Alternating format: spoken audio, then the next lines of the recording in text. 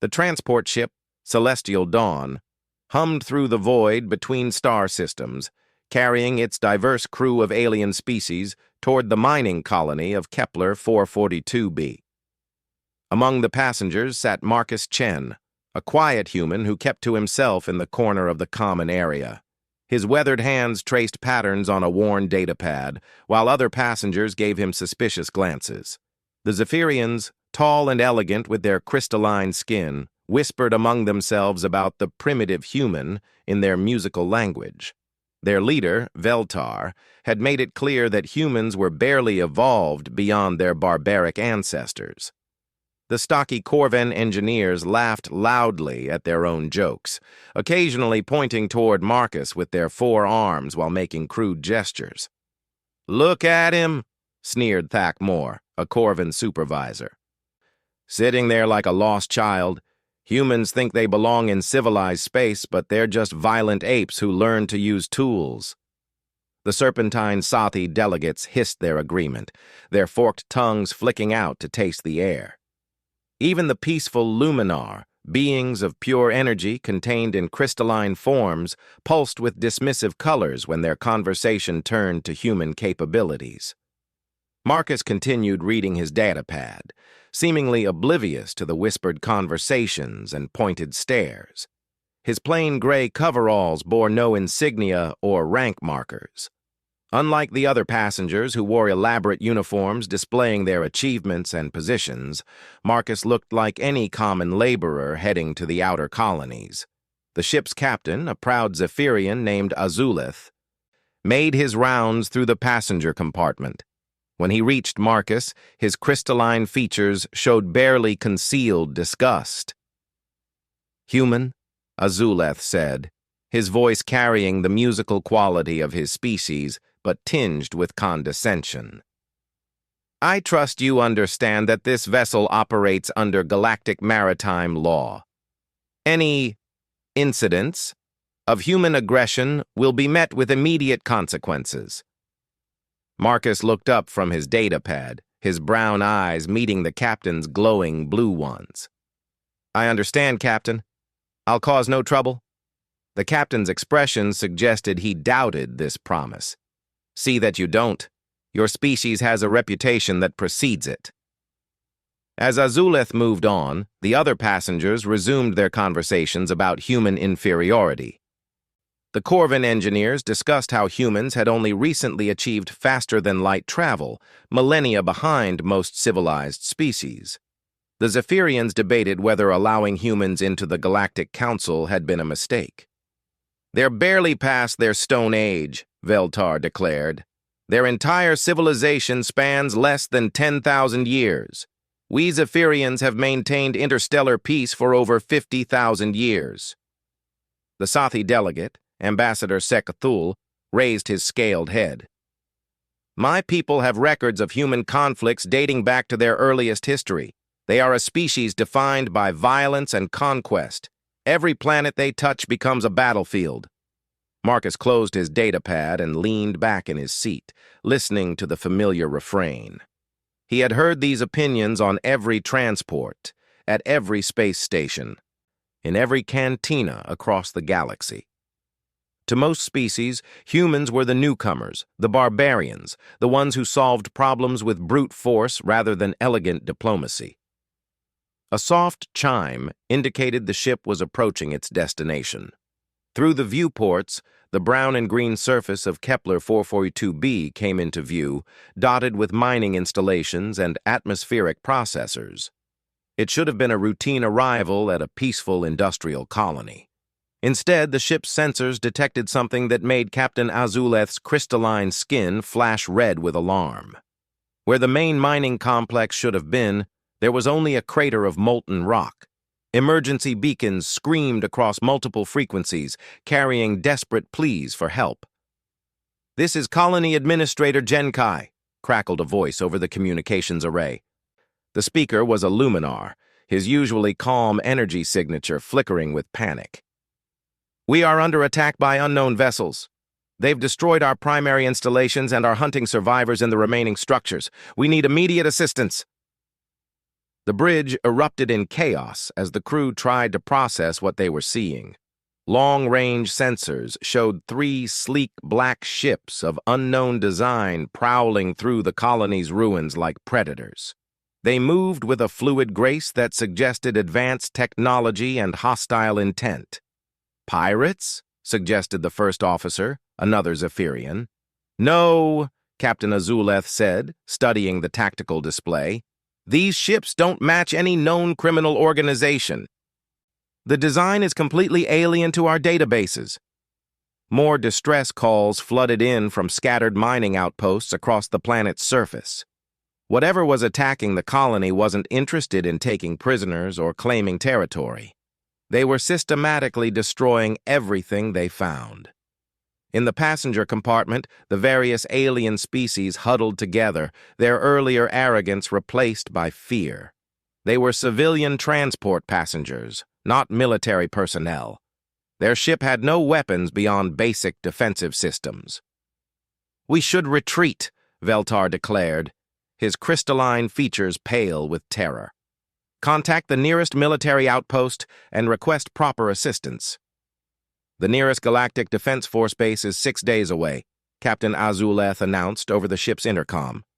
"By then, everyone on the planet will be dead." The unknown attackers had noticed their arrival. One of the black ships broke off from its assault on the surface and began moving toward the celestial dawn, with predatory intent. Its hull gleamed like liquid metal, and energy readings suggested weapon systems far beyond anything in the Galactic Council's arsenal. As panic spread through the passenger compartment, Marcus Chen stood up slowly. He walked to the nearest communication panel and pressed the button to address the bridge. "Captain?" His voice was calm, steady, completely at odds with the chaos surrounding him. "I'd like to speak with you privately." "Now is hardly the time for passenger requests," Azuleth snapped back. "Trust me, Captain. It's important." Something in Marcus's tone made the Zephyrian pause. Despite his prejudices about human irrationality, there was something unsettling about the human's sudden composure in the face of mortal danger. "Very well. Bridge access is granted." As Marcus walked toward the bridge, the other passengers watched him go with a mixture of confusion and contempt. What could a primitive human possibly contribute to their current crisis? They were about to discover that sometimes the most dangerous predator is the one that doesn't look like a threat. The bridge of the celestial dawn hummed with tension as Marcus Chen stepped through the entry portal. Captain Azuleth and his crew were focused on their displays, tracking the approaching alien vessel while trying to coordinate with the scattered survivors on the planet below. "Captain," Marcus said quietly, "you need to know who I am." Azuleth didn't look up from his tactical display. "You're a human passenger heading to the mining colony. Beyond that, I frankly don't care about your personal history." Marcus reached into his coveralls and produced a small device that looked like an ordinary data chip. When he inserted it into the bridge's main console, every screen on the bridge changed color to deep crimson. Classified symbols appeared that made the Zephyrian bridge crew step back in shock. "Authorization code Omega 77 Alpha," Marcus said calmly. "Marcus Chen, Colonel, Terran Special Operations Command. Classification level, Reaper." The bridge fell silent except for the hum of life support systems. Captain Azuleth's crystalline features shifted through several colors as his ship's computer verified the impossible information flowing across his screens. That's not possible," the captain whispered. "Terran Special Operations is a myth. The Galactic Council agreed that humans would not develop advanced military capabilities." Marcus's expression didn't change. "The Galactic Council agreed that humanity would not openly deploy advanced military assets. They said nothing about developing them." The tactical officer, a young Zephyrian named Kolmar, stared at his readings in disbelief. "Sir, his authorization is genuine. According to these files, he has clearance levels that shouldn't exist." "What is a Reaper?" Captain Azaleth demanded, though part of him already suspected he didn't want to know the answer. Marcus moved to the tactical station and began interfacing with the ship's systems using command codes that bypassed every security protocol.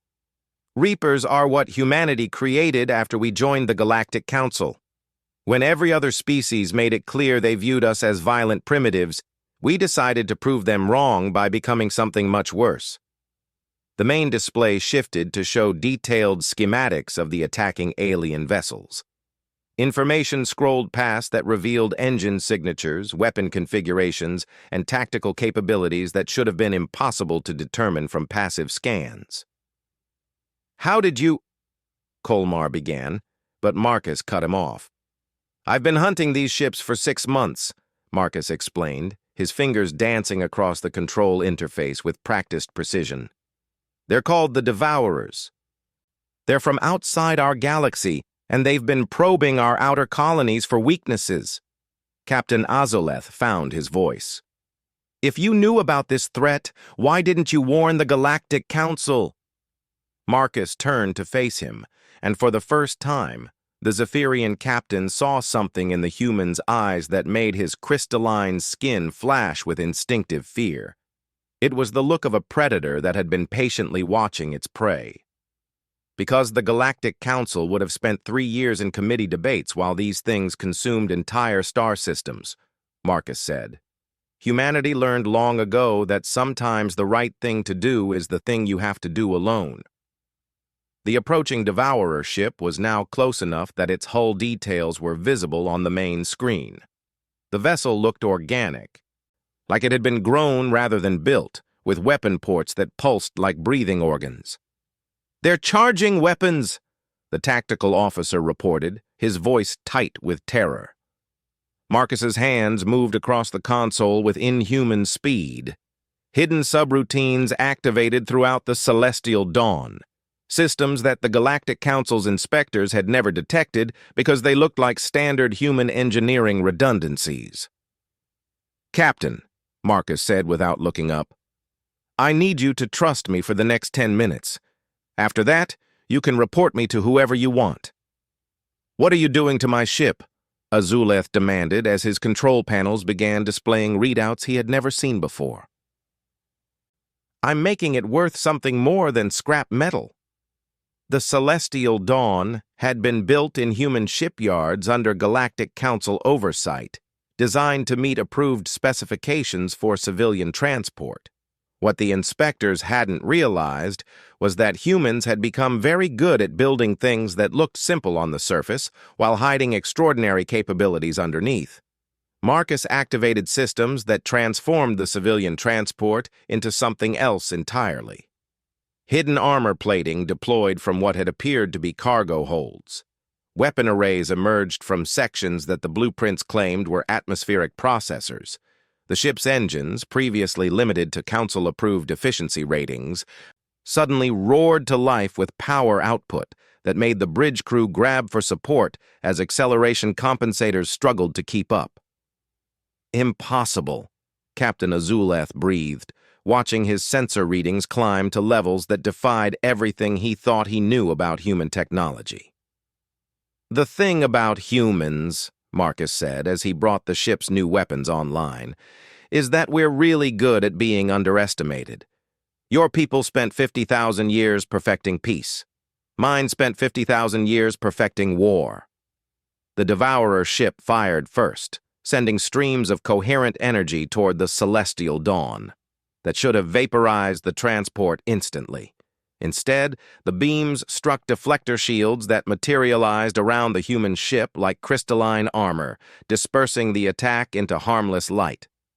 Marcus's response was immediate and devastating.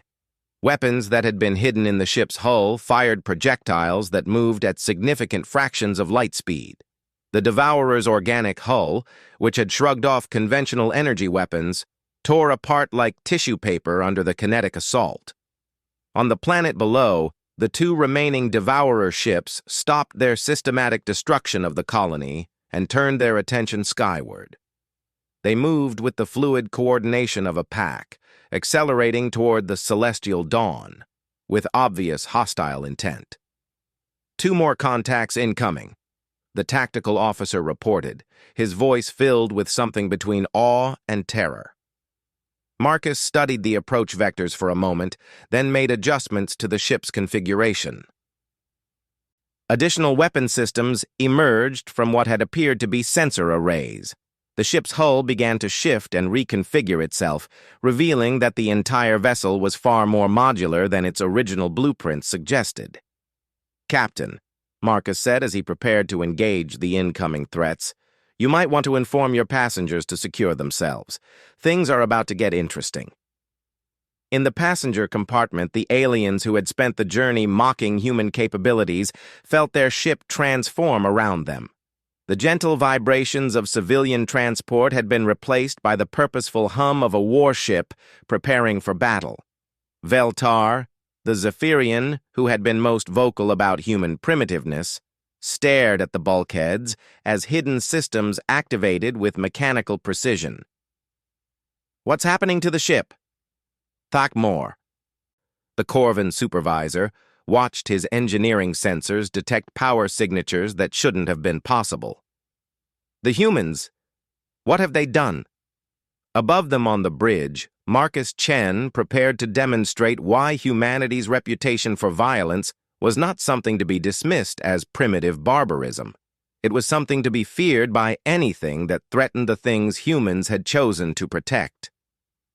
The two remaining Devourer ships approached the Celestial Dawn in a complex spiral pattern, their organic hulls rippling with bioluminescent displays that suggested communication between the alien vessels. Marcus watched their coordination with professional interest, while his hands moved across controls that had moments before been hidden behind false panels. "They're learning," he observed, noting how the Devourers had adapted their approach after witnessing their companions' destruction. "Interesting. Most species this far from home don't have distributed intelligence networks." Captain Azuleth struggled to process what his ship had become. Every display showed readings that contradicted years of assumptions about human technological capabilities. The Celestial Dawn now maneuvered with the precision of a military vessel, while weapon systems that shouldn't exist tracked multiple targets simultaneously. "Colonel Chen," the captain said, forcing himself to use Marcus's revealed rank, "exactly how long have humans been developing these capabilities?" Marcus's eyes never left the tactical display as the Devourer ships began their attack run. "Since the day we joined the Galactic Council and realized that every other species saw us as barely evolved animals. It took us about 6 months to decide that if we were going to be treated as monsters, we might as well be effective monsters." The first Devourer ship fired a barrage of projectiles that appeared to be living organisms rather than conventional munitions. The creatures, each the size of a fighter craft, moved with their own intelligence as they swarmed toward the human vessel. Marcus activated point defense systems that emerged from what had appeared to be routine maintenance hatches. Streams of accelerated particles created a defensive barrier around the Celestial Dawn, destroying the biological projectiles in bursts of superheated plasma. "Biological warfare," Marcus noted with clinical detachment. "They're trying to adapt to our defenses by using living ammunition that can think for itself." The second Devourer ship took advantage of its partner's distraction to close distance rapidly, revealing weapon ports that glowed with ominous energy buildup. When it fired, the beam that emerged was unlike anything in the Galactic Council's databases, a stream of coherent force that seemed to bend space itself. Marcus activated another hidden system, and the Celestial Dawn simply wasn't there when the weapon discharge reached its previous position. The ship had moved sideways through dimensions that conventional physics claimed didn't exist, reappearing behind the attacking vessel with weapons already trained on its target. The bridge crew of Zephyrians watched in stunned silence as their captain's ship performed maneuvers that violated everything they understood about space travel. The tactical officer's readings showed energy signatures that suggested technologies centuries ahead of current Galactic Council standards. Phase shift drive, Marcus explained casually as he fired a concentrated burst that crippled the Devourer's propulsion systems. We developed it by studying some interesting artifacts we found in the Outer Rim. Your archaeological teams missed a few things. The crippled Devourer ship attempted to ram the Celestial Dawn in a final desperate attack, its organic hull beginning to glow with what appeared to be an overloading power core. Marcus responded by activating gravity manipulation systems that caught the enemy vessel in an artificial gravitational field and redirected its momentum toward empty space. The ship detonated in a brilliant display of bioluminescent energy, far enough away that its destruction created a spectacular light show rather than a lethal explosion. "One left," Marcus observed, turning his attention to the final Devourer ship, which had broken off its attack and was now retreating toward the planet's surface. Captain Azulith found his voice. "Are you going to pursue?" Marcus shook his head. "Not yet. First, we rescue the survivors on the planet. Then we have a conversation with that ship about where it came from and why it's here." The Celestial Dawn descended through the planet's atmosphere with a grace that belied its revealed nature as a military vessel. As they approached the mining colony's ruins, Marcus began scanning for life signs among the devastation. 17 survivors in the eastern complex, he reported.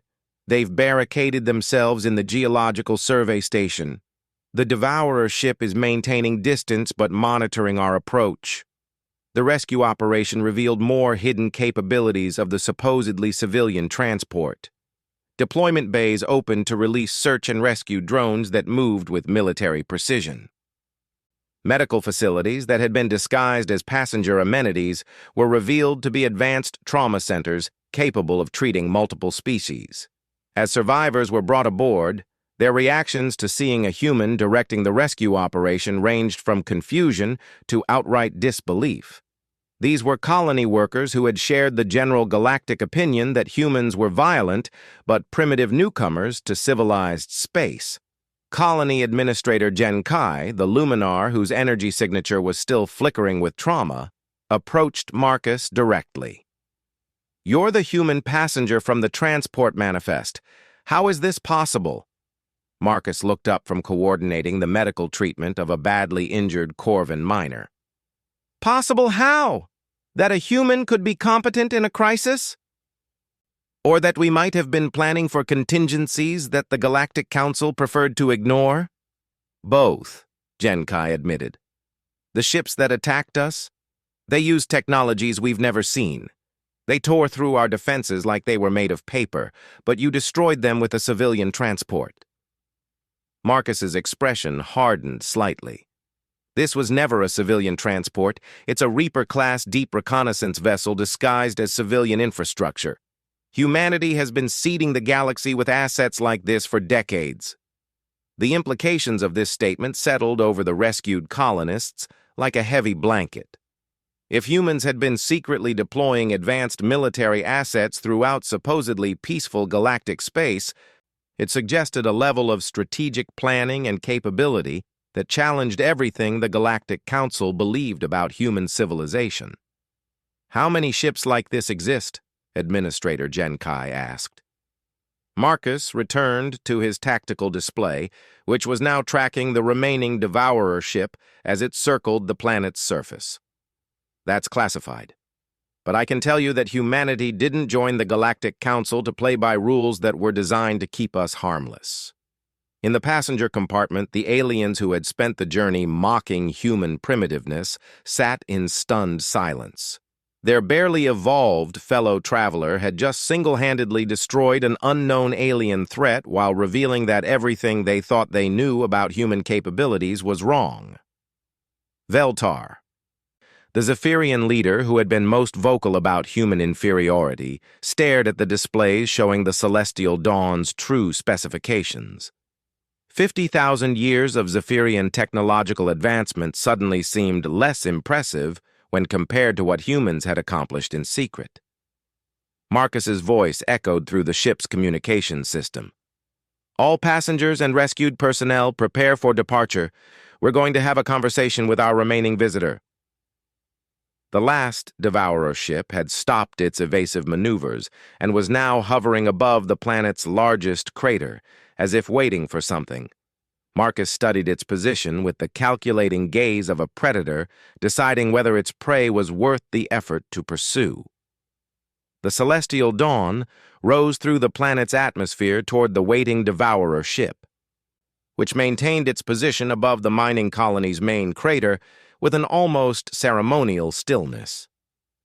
Marcus studied the alien vessel's behavior patterns while preparing systems that even his previous displays of capability hadn't revealed. "It's not trying to escape," Captain Azuleth observed, his crystalline features shifting between confusion and fear. "Why would it remain after witnessing our capabilities?" Marcus's hands moved across controls that accessed the ship's deepest hidden systems. "Because it's not afraid of us. It's evaluating us. That ship is probably transmitting everything it's learned about our technology back to wherever it came from." The tactical display showed the Devourer vessel's hull beginning to change configuration, sections sliding and reshaping themselves in ways that suggested it was preparing for something other than combat. Energy readings indicated massive internal activity, but not the kind associated with weapons charging. "It's building something," the tactical officer reported, his voice tight with apprehension. Marcus nodded grimly. "A communication array. They want to talk." Within minutes, the alien ship had grown what appeared to be a massive organic antenna array from its central hull. The structure pulsed with bioluminescent patterns that created hypnotic displays against the planet's dark surface below. "Incoming transmission," the communications officer announced. "Multiple frequencies, including some that our equipment shouldn't be able to detect." Marcus activated the ship's translation protocols, though he suspected that whatever was about to communicate with them would be far more sophisticated than typical first contact scenarios. When the voice emerged from the speakers, it carried harmonics that seemed to bypass normal hearing and speak directly to the listener's mind. "Humans," the voice said, each word carefully pronounced as if the speaker was tasting an unfamiliar concept. "We did not expect to find humans this far from your origin world. Our intelligence suggested your species was confined to primitive vessels and limited territorial expansion." Marcus activated the ship's transmission array. "Your intelligence was deliberately cultivated to be wrong. We've found that being underestimated provides certain strategic advantages." There was a pause that lasted several heartbeats before the alien voice responded. "We are the hegemony. We have consumed 17 galaxies across 3 billion years of expansion. Your resistance to our harvesting operations suggests capabilities that our models failed to predict." Captain Azuleth looked at Marcus with growing alarm. 17 galaxies? That's impossible." Marcus kept his attention focused on the communication. "Why are you here? What do you want with our galaxy?" "We harvest civilizations that have reached sufficient technological development to be useful as resources," the hegemony entity replied. "Your galactic community appeared to meet our criteria for processing. However, the presence of humans with advanced capabilities suggests our harvesting schedule may need revision." The bridge crew exchanged horrified glances as the implications became clear. The Devourers hadn't been random raiders or explorers. They were scouts for something far worse, a galactic-scale threat that treated entire civilizations as crops to be harvested when they ripened. Marcus activated additional systems, and suddenly, the bridge displays showed a completely different view of local space. Hidden sensor arrays revealed dozens of signatures that conventional scanners had missed, ships, stations, and structures that had been concealed throughout the star system. "Colonel," Captain Azuleth whispered, staring at readings that showed a massive hidden fleet had been watching their entire encounter. "How long have you been here?" Humanity has been preparing for this conversation for 20 years, Marcus replied. Ever since our deep space monitoring stations detected the first hegemony probe ships entering our galaxy. The alien voice returned, now carrying undertones that suggested surprise. You have been aware of our presence for 2 decades and chose not to warn your galactic companions? Marcus's expression hardened. The Galactic Council would have responded with diplomatic committees and negotiation attempts. Humans prefer more direct approaches to existential threats. What happened next changed everything the galaxy thought it knew about human capabilities. Marcus activated a command sequence that revealed the true scope of humanity's preparations for this moment. Throughout the star system, concealed human vessels decloaked simultaneously. Not just ships, but massive orbital fortresses, weapons platforms, and structures that dwarfed anything in the Galactic Council's arsenal. Each installation broadcast identification signals that revealed decades of secret construction and strategic positioning. The Devourer ship's energy readings spiked as its sensors detected the sudden appearance of an entire human battle fleet that had been hidden in plain sight. Stealth technology that made their vessels invisible to both conventional sensors and hegemony detection methods. Terran Defense Network Kepler system, Marcus announced to the alien ship. You've been surrounded since you entered our space 6 months ago. We've been watching you test our outer colonies, learning your capabilities, and preparing our response. The passengers and crew of the Celestial Dawn stared at displays showing human ships that moved with coordination that suggested artificial intelligence networks beyond anything the Galactic Council had achieved. These weren't converted civilian vessels or hastily assembled defensive platforms. They were purpose-built warships designed specifically to fight enemies that the rest of the galaxy didn't even know existed. Impossible, the hegemony entity said, its mental voice carrying the first hint of uncertainty. Our intelligence networks are flawless. We have observed your species for centuries.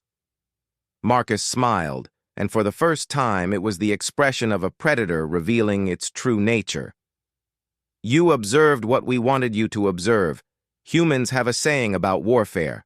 Know your enemy, but make sure your enemy doesn't know you. The tactical displays showed the hidden human fleet taking formation around the Devourer ship. Weapons that had been theoretical concepts in Galactic Council research labs were powering up on vessels that shouldn't have existed. This is Admiral Sarah Chen of the Terran Defense Force, a new voice announced over the communication array. You are surrounded by 47 Reaper-class vessels, 12 Harbinger-class battleships, and enough firepower to sterilize this entire star system. You will stand down and prepare to answer questions about your species' intentions regarding our galaxy. The hegemony entity was silent for nearly a full minute before responding. We withdraw our harvesting operations from this galaxy. The human species presents complications that require further evaluation. Marcus shook his head. Withdrawal isn't an option. You've already killed thousands of our people during your scouting operations. Humanity doesn't negotiate with genocidal civilizations. We eliminate them. What followed was less a battle than a demonstration of technological superiority that redefined what the galaxy understood about human capabilities. The Devourer ship, which had easily destroyed advanced mining installations and shrugged off conventional weapons, was dismantled piece by piece by human weapons that operated on principles the Galactic Council couldn't comprehend. As the alien vessel's remains scattered across the planet's upper atmosphere, Marcus turned to address the stunned bridge crew and passengers of the Celestial Dawn. The Galactic Council will be informed of the hegemony threat and humanity's response to it, he said calmly. You'll also be informed that the human species has been operating under what we call the Shepherd Protocol since we joined galactic civilization. Captain Azuleth found his voice. What is the Shepherd Protocol? Marcus's expression softened slightly, but his eyes retained the calculating look of someone who had been planning for this moment for decades. Humanity agreed to play the role of the primitive newcomer species while secretly developing the capabilities necessary to protect the galaxy from threats that peaceful civilizations couldn't handle. Every species that mocked our barbarism, called us violent primitives, or treated us as inferior was actually being protected by the thing they claimed to despise. The bridge fell silent as the implications settled. Humanity had spent decades allowing themselves to be ridiculed and marginalized while secretly becoming the galaxy's hidden guardians against threats that other species couldn't imagine. The hegemony won't stop with one failed scouting mission, Marcus continued. They'll return with larger fleets and better intelligence. When they do, they'll discover that humanity has been preparing for that conversation as well. Through the viewports of the celestial dawn, the hidden human fleet began to disappear back into stealth mode, returning to positions throughout the galaxy where they would continue watching for threats that others couldn't detect. Marcus Chen, the quiet human passenger who had been dismissed as a primitive barbarian, walked back to his seat in the passenger compartment.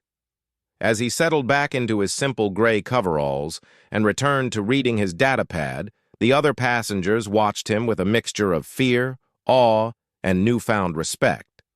The galaxy had misjudged humanity. They would not make that mistake again.